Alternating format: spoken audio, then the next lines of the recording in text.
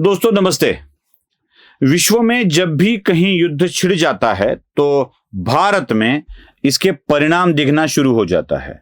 जैसे रशिया और यूक्रेन का युद्ध शुरू हुआ और उसमें भारत से रशिया में मेडिकल की पढ़ाई करने गए विद्यार्थियों को वापस लाना पड़ा। न जाने कितने बच्चे रशिया और यूक्रेन में पढ़ाई करने के लिए जाते हैं, मेडिकल की, वो भी एमबीबीएस की। अब इजराइल और पैलेस्टीन में संघर्ष हुआ, तब भी भारतीयों को एस्केप करने की कोशिश की गई और यशस्वी भी रही। अब ईरान के साथ इजराइल का पंगा हो गया, ईरान के ऊपर इजराइल हमले कर रहा है, वहां अमेरिका भी धमकी के ऊपर धमकी ईरान को दे रहा है।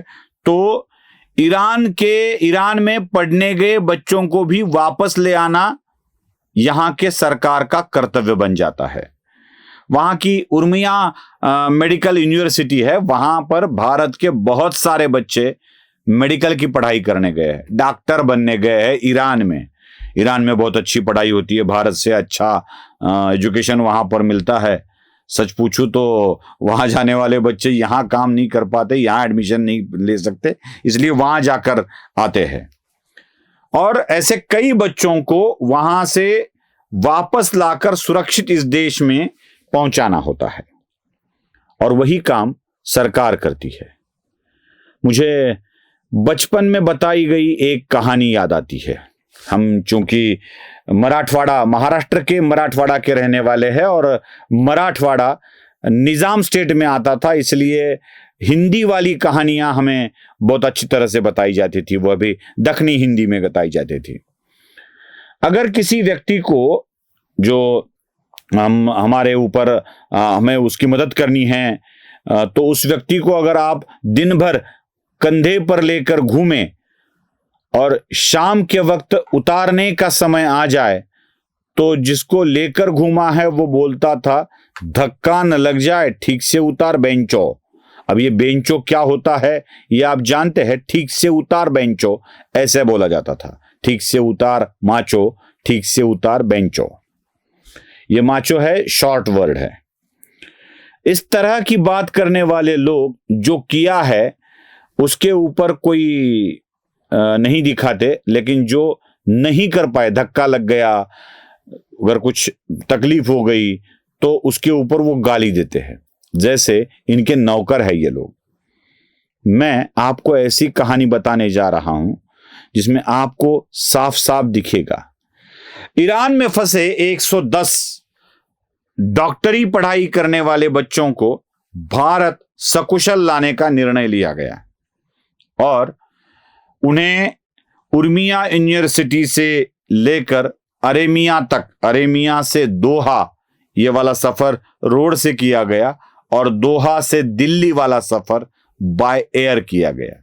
110 बच्चों को उनकी यूनिवर्सिटी से अरेमिया, अरेमिया से दोहा और दोहा से दिल्ली तक का सफर किया गया। सरकारी खर्चे से इन बच्चों को वापस लाया गया जो ईरान में डॉक्टरी पढ़ने गए थे। अब इनमें एयरपोर्ट की व्यवस्था की गई, प्लेन की व्यवस्था की गई, सारी व्यवस्थाएं की गई। लगभग उनका सफर भी बड़ा हेक्टिक रहा। लेकिन जैसे ही वो भारत में उतरे, मतलब दिल्ली की जमीन तक का व्यवस्था भारत की सरकार ने की थी और जो भी बच्चे कश्मीरी थे उन कश्मीरी बच्चों को कश्मीर तक ले जाने की व्यवस्था कश्मीर के सरकार को करनी थी। उनके द्वारा बस भी आ चुकी थी। मैं आपको लाई गई बसेस, बाकी सारे वीडियो इसके साथ साथ दिखा रहा हूं, देख लीजिए कौन कौन सी बसें, कितनी बसें आई थी, अंदर से उनके हालात कैसे थे, किस तरह की बसेस थी और उनको अपने घर तक छोड़ने का काम किया गया था।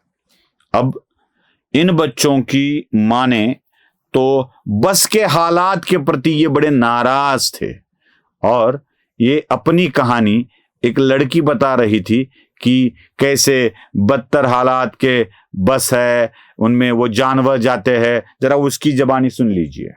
और अब हम जाने वाले थे कश्मीर, अपने होम टाउन, कि हमारे लिए कैसा अरेंजमेंट किया था इन्होंने यहाँ से, दिल्ली से श्रीनगर का।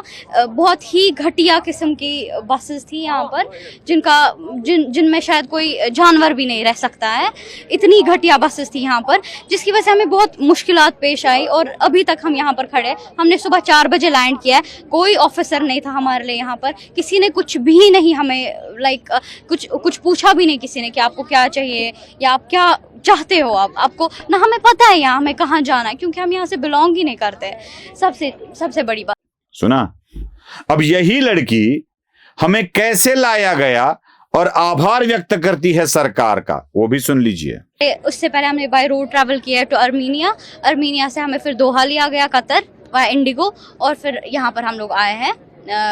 अभी हमें इवैक्यूएट किया गया है। हम तो है यहाँ पर, हम आ गए अच्छे से। हम तो उसके लिए सेंट्रल गवर्नमेंट का बहुत बहुत थैंकफुल है। हम लोग बहुत शुक्रिया अदा करते हैं कि उन्होंने हमें बहुत स्मूथली यहाँ तक पहुँचाया, हमें कोई प्रॉब्लम नहीं हुई किसी सफर में। लेकिन इन सारे प्रयत्नों के बाद इस लड़की को आपत्ति किस चीज पर है? दिल्ली से कश्मीर जाने के लिए बस ठीक ढंग की नहीं मिले, बस अब बस की चिंता है इन्हें। बाकी अरमिया से दोहा और दोहा से दिल्ली तक का सफर कैसे किया, इसके ऊपर एक लाइन में थैंक यू बोलकर ऐसे हालात में हमें ले जाया जाता है, यह बताया जाता है। और ये मीडिया वाले भी अक्सर यही कहानी ज्यादा बोलते हैं। मतलब लाया, सुरक्षित लाया, अच्छी तरह से लाया, यह नहीं दिखाया जाता। बस किस तरह की थी यह दिखाया जाता है, और जिम्मेदारी किसकी थी। फिर तुरंत जैसे ही बच्चे बोलती है, मीडिया में आ जाता है, तो जम्मू कश्मीर के मुख्यमंत्री लग्जरी बस की सुविधा करने का ट्वीट कर देते हैं। जरा वो ट्वीट भी देख लीजिए। मतलब साफ है कि जिनको सकुशल भारत में लाया गया, उनको लाया गया इसका कोई आनंद नहीं है, बल्कि बस क्यों खराब थी, बस इसी के ऊपर रोना है, छवि खराब करना है।